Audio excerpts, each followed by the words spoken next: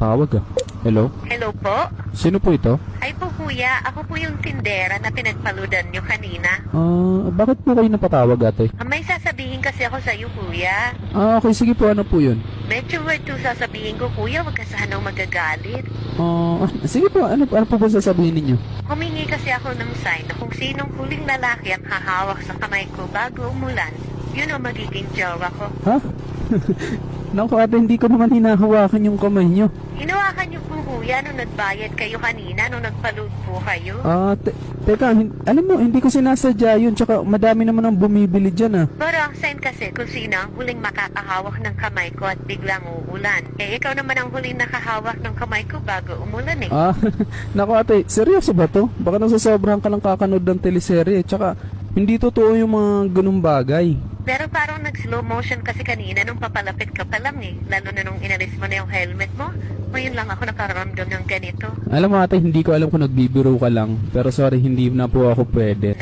So paano kung tayo pala talaga nakatakda, di ba? Kasi ikaw yung nakahawak ng kamay ko bago umulan eh, kahit napakainit naman kanina, di ba? So ibig sabihin, yun na yung sign. Naku ate, medyo alanganin ako dyan. Lalo na di naman kita kilala talaga. Hindi ko nga nakita yung mukha mo kanina nung nagpaload ako eh.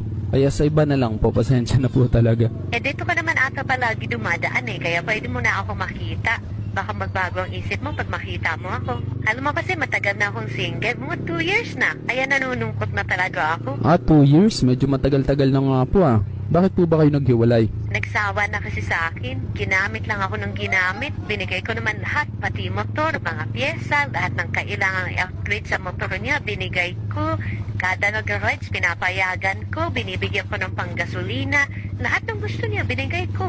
Pero ayun, iniwan pa rin ako. Nakakalungkot naman pala. Ibig sabihin, user pala yung ex mo ate. Oo nga eh. Anyway, wag mo na akong tawaging ate. Annalyn na lang. Okay, sige. Annalyn pala yung pangalan mo. Pag may time ka, daan ka naman dito para mas magkakilala pa tayo.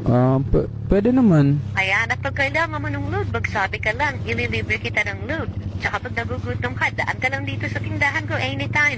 Lahat pwede mong kainin dito ng libre. Ha? Ay, grabe naman. Napakabait niyo naman po pala kung ganun. Basta ikaw, kung kailangan mo pa nga ng allowance, magsabi ka na.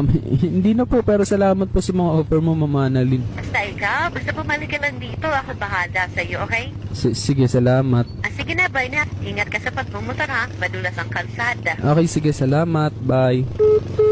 Grabe naman yun, parang napaka-desperada ata niya para magkasyota. Pero mukhang okay yung offer niya.